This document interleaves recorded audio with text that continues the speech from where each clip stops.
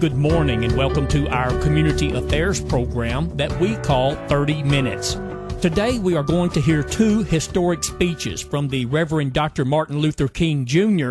and a portion of President Barack Obama dedicating a monument in his honor. The show is in conjunction with the Martin Luther King federal holiday, which will be observed on Monday.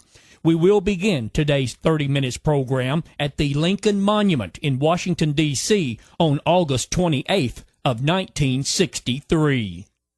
At this time, I have the honor to present to you the moral leader of our nation, Dr. Martin Luther King, Jr.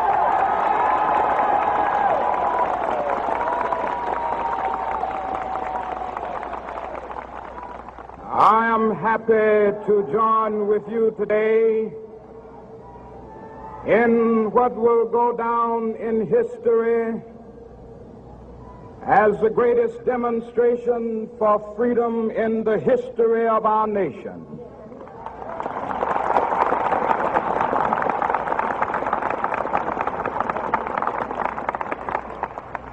Five score years ago, a great American in whose symbolic shadow we stand today signed the Emancipation Proclamation.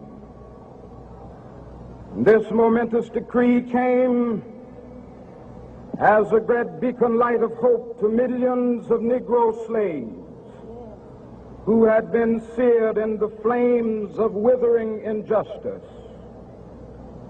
It came as a joyous daybreak to end the long night of their captivity. But 100 years later, the Negro still is not free. 100 years later, the life of the Negro is still sadly crippled by the manacles of segregation and the chains of discrimination. 100 years later, the Negro lives on a lonely island of poverty in the midst of a vast ocean of material prosperity. 100 years later,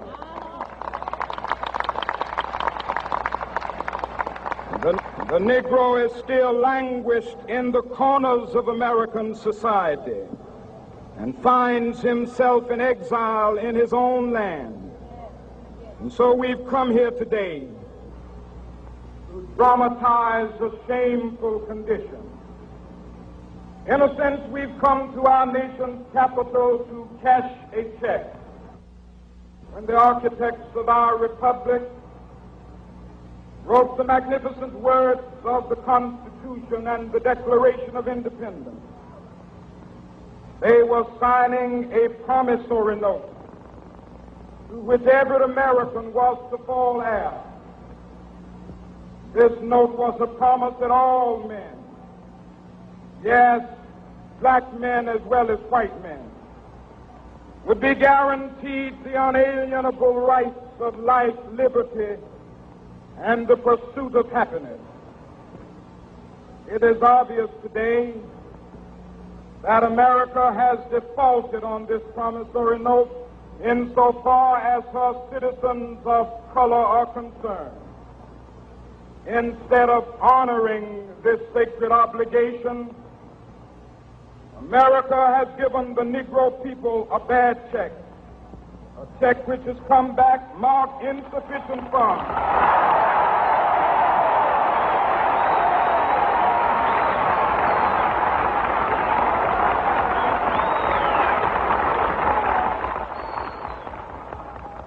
But we refuse to believe that the Bank of Justice is bankrupt. We refuse to believe that there are insufficient funds in the great vaults of opportunity of this nation. So we've come to cash this check, a check that will give us upon demand the riches of freedom and the security of justice.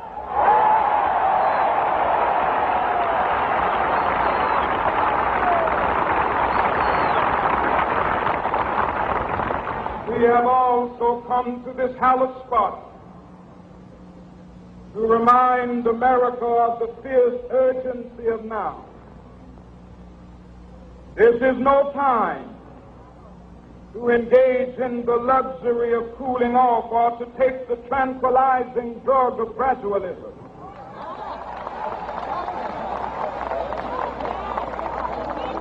Now is the time to make real the promises of democracy. Now is the time to rise from the dark and desolate valley of segregation to the sunlit path of racial justice. Now is the time to lift our nation from the quicksands of racial injustice to the solid rock of brotherhood. Now is the time to make justice a reality for all of God's children. It would be fatal for the nation to overlook the urgency of the moment. This sweltering summit of the Negro's legitimate discontent will not pass until there is an invigorating autumn of freedom and equality. 1963 is not an end, but a beginning. Those who hope that the Negro needed to blow off steam and will now be content will have a rude awakening if the nation returns to business as usual.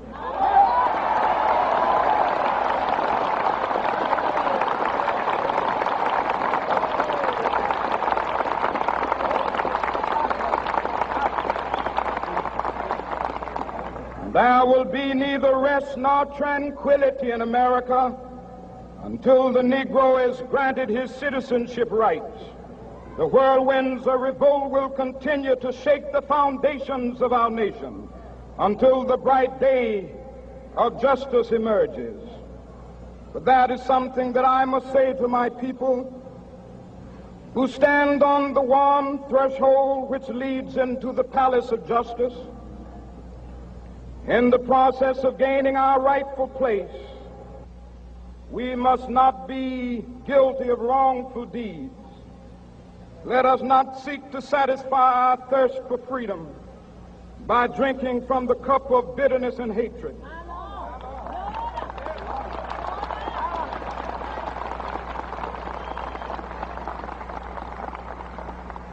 We must forever conduct our struggle on the high plane of dignity and discipline.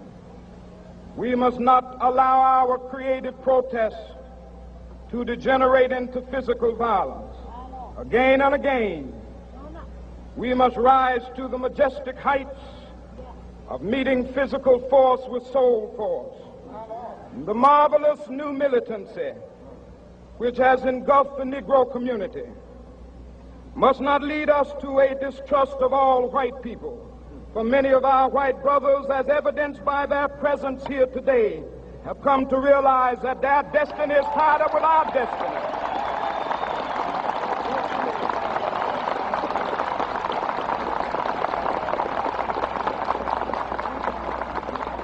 And they have come to realize that their freedom is inextricably bound to our freedom. We cannot walk alone. And as we walk, we must make the pledge that we shall always march ahead. We cannot turn back. There are those who are asking the devotees of civil rights, when will you be satisfied? We can never be satisfied as long as the Negro is the victim of the unspeakable horrors of police brutality. We can never be satisfied as long as our bodies, heavy with the fatigue of travel, cannot gain lodging in the motels of the highways and the hotels of the cities.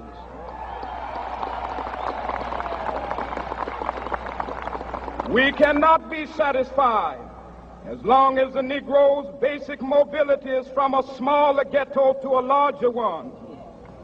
We can never be satisfied as long as our children are stripped of their selfhood and robbed of their dignity by signs stating for whites only.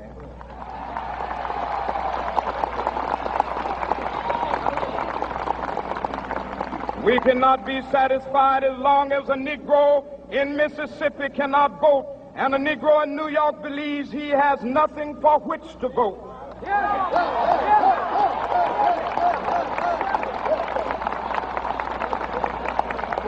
No, we are not satisfied, and we will not be satisfied until justice rolls down like waters and righteousness like a mighty stream.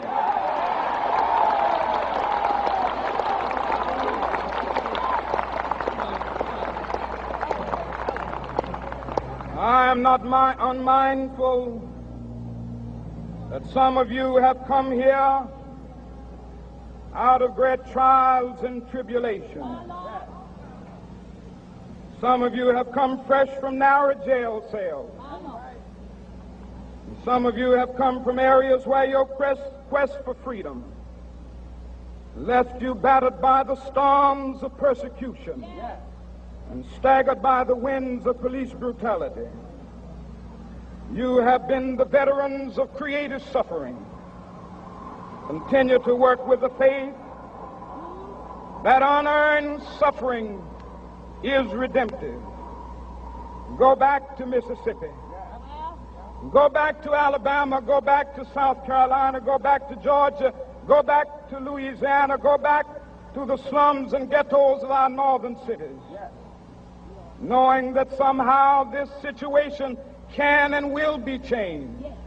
Let us not wallow in the valley of despair. I say to you today, my friend,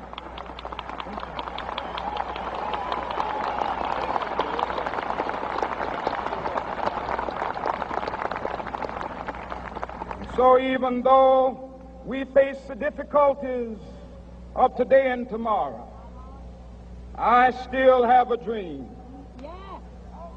It is a dream deeply rooted in the American dream. I have a dream that one day this nation will rise up and live out the true meaning of its creed. We hold these truths to be self-evident, that all men are created equal.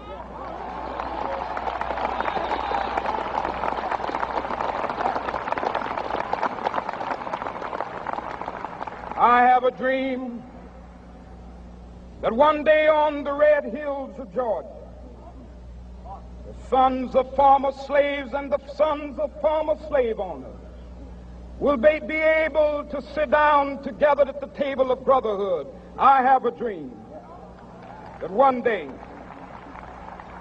even the state of Mississippi, a state sweltering with the heat of injustice, sweltering with the heat of oppression, will be transformed into an oasis of freedom and justice. I have a dream that my 4 little children will one day live in a nation where they will not be judged by the color of their skin, but by the content of their character. I have a dream today.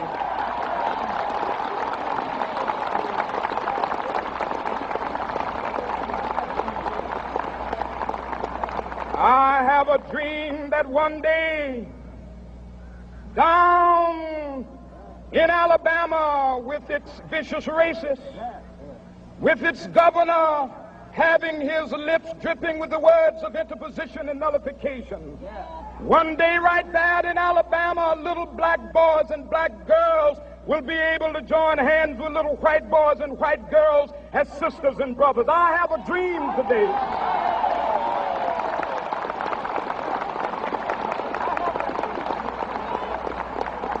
I have a dream that one day every valley shall be exalted, and every hill and mountain shall be made low, the rough places will be made plain, and the crooked places will be made straight, and the glory of the Lord shall be revealed, and all flesh shall see it together. This is our hope. This is a faith that I go back to the South with. With this faith, we will be able to hew out of the mountain of despair a stone of hope. With this faith, we will be able to transform the jangling discords of our nation into a beautiful symphony of brotherhood. With this faith, we will be able to work together, to pray together, to struggle together, to go to jail together, to stand up for freedom together, knowing that we will be free one day. This will be the day. This will be the day when all of God's children will be able to sing with new meaning, "My country, tears of thee. Sweet land of liberty, of thee I sing. Land where my fathers died, land of the pilgrim's pride. From every mountainside, let freedom ring. And if America is to be a great nation, this must become true. And so let freedom ring. From the prodigious hilltops of New Hampshire, let freedom ring. From the mighty mountains of New York, let freedom ring. From the heightening Alleghenies of Pennsylvania, let freedom ring. From the snow-capped Rockies of Colorado, let freedom ring. From the curvaceous slopes of California. But not only that, let freedom ring from Stone Mountain of Georgia. Let freedom ring from Lookout Mountain of Tennessee. Let freedom ring from every hill and molehill of Mississippi, from every mountainside. Let freedom ring. And when this happens, and when we allow freedom ring, when we let it ring from every village and every hamlet, from every state and every city, we will be able to speed up that day when all of God's children, black men and white men, Jews and Gentiles, Protestants and Catholics, will be able to join hands and sing in the words of the old Negro spiritual, "Free at last, free at last. Thank God Almighty, we are free at last." Dr. Martin Luther King on the March on Washington on August 28, 1963. Now we will hear a portion of another famous speech by Dr. King called the Mountaintop Speech, which was made on April the 4th, 1968 in Memphis, Tennessee. This was the last speech made by Dr. King. All we say to America is be true to what you said on paper.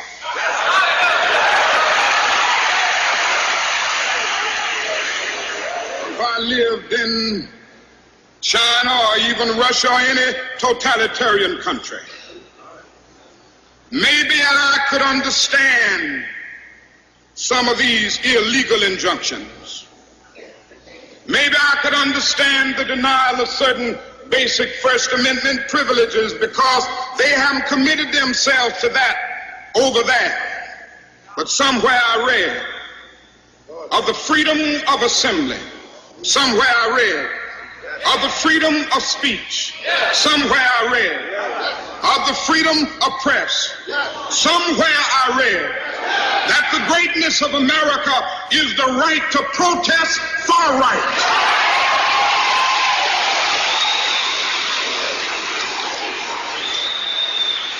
And so just as I say we aren't going to let any dogs or water hoses turn us around, we aren't going to let any injunction turn us around.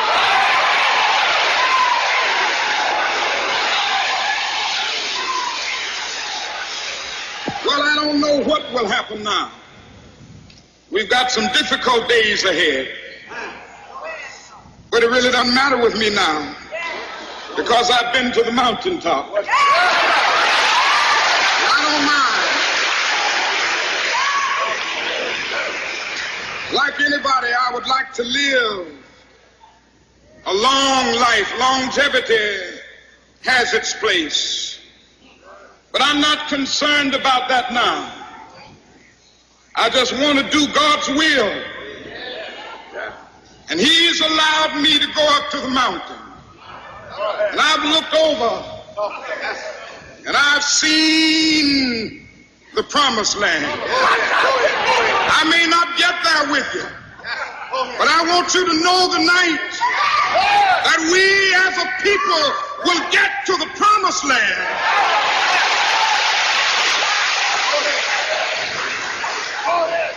So I'm happy tonight. I'm not worried about anything. I'm not fearing any man. Mine eyes have seen the glory of the coming of the Lord. Dr. Martin Luther King on April the 4th, 1968 in Memphis, Tennessee. And now we will hear from President Barack Obama during the Martin Luther King Memorial dedication.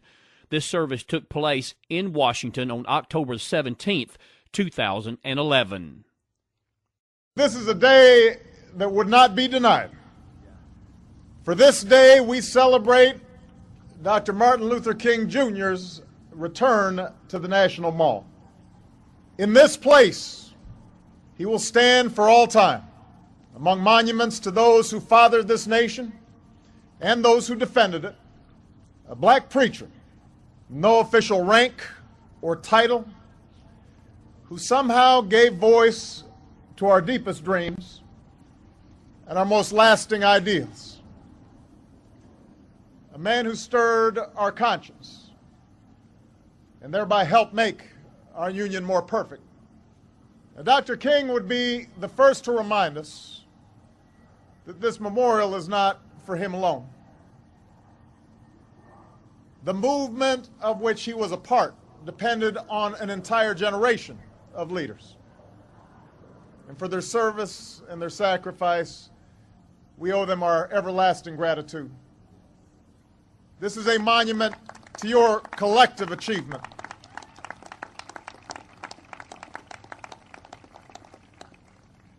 Some giants of the civil rights movement, like Rosa Parks and Dorothy Height, Benjamin Hooks, Reverend Fred Shuttlesworth, they've been taken from us these past few years. This monument attests to their strength and their courage. And while we miss them dearly, we know they rest in a better place. And finally, there are the multitudes of men and women whose names never appear in the history books. By the thousands, said Dr. King, faceless, anonymous, relentless young people, black and white, have taken our whole nation back to those great wells of democracy which were dug deep by the founding fathers in the formulation of the Constitution and the Declaration of Independence. To those men and women, to those foot soldiers for justice, know that this monument is yours as well. Nearly half a century has passed since that historic March on Washington, a day when thousands upon thousands gathered for jobs and for freedom. That is what our school children remember best when they think of Dr. King. His booming voice across this mall, calling on America to make freedom a reality for all of God's children, prophesizing of a day when the jangling discord of our nation would be transformed into a beautiful symphony of brotherhood. It is right that we honor that march, that we lift up Dr. King's I Have a Dream speech, for without that shining moment, without Dr. King's glorious words, we might not have had the courage to come as far as we have. Because of that hopeful vision, because of Dr. King's moral imagination, barricades began to fall and bigotry began to fade. New doors of opportunity swung open for an entire generation. Yes, laws changed, but hearts and minds changed as well.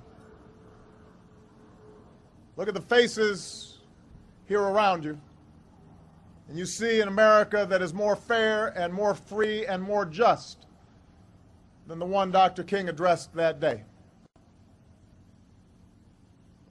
We are right to savor that slow but certain progress. Progress that's expressed itself in a million ways, large and small, across this nation every single day, as people of all colors and creeds live together and work together and fight alongside one another and learn together and build together and love one another. So it is right for us to celebrate Dr. King's dream and his vision of unity.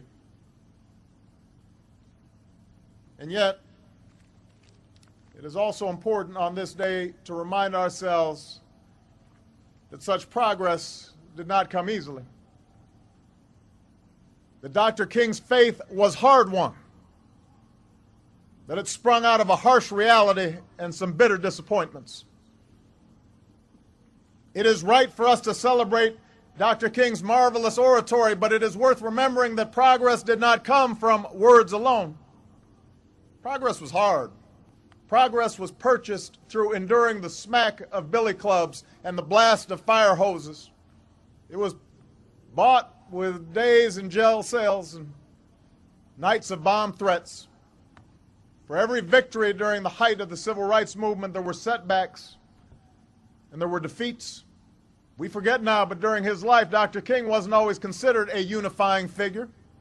Even after rising to prominence, even after winning the Nobel Peace Prize, Dr. King was vilified by many, denounced as a rabble-rouser and an agitator, a communist and a radical.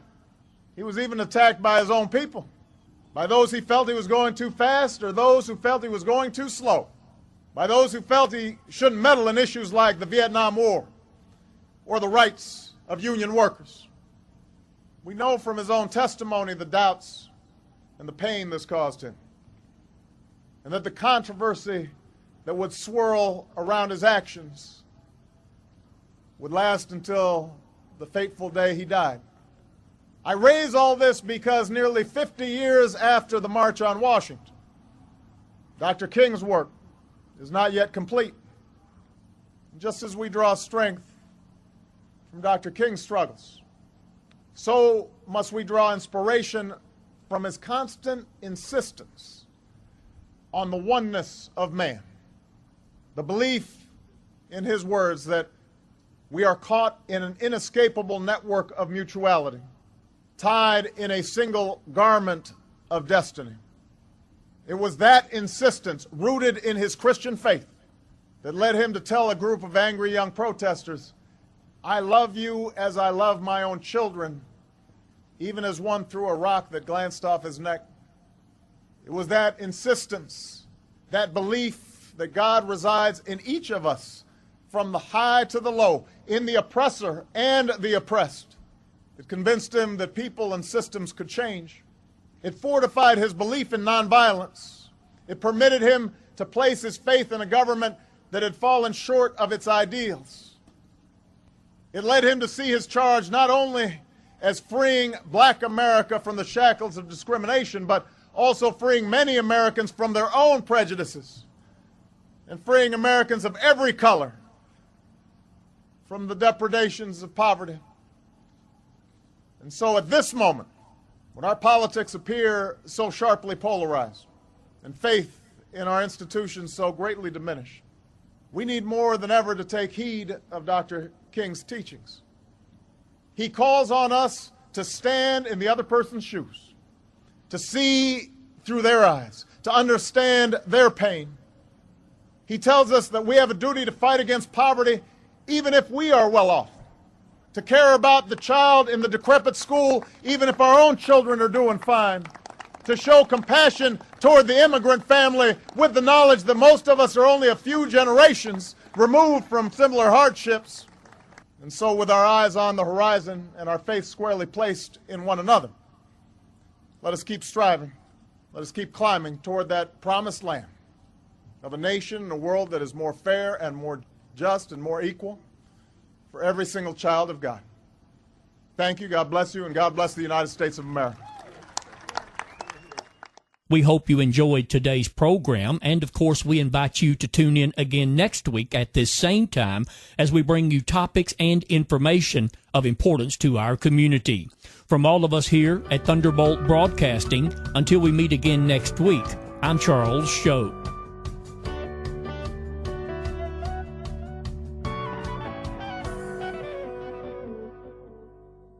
You've been listening to 30 Minutes, a community affairs program on Thunderbolt Radio. You can listen to this broadcast and others anytime by visiting thunderboltradio.com and following the Thunderbolt Radio and Digital YouTube page. Thanks for listening.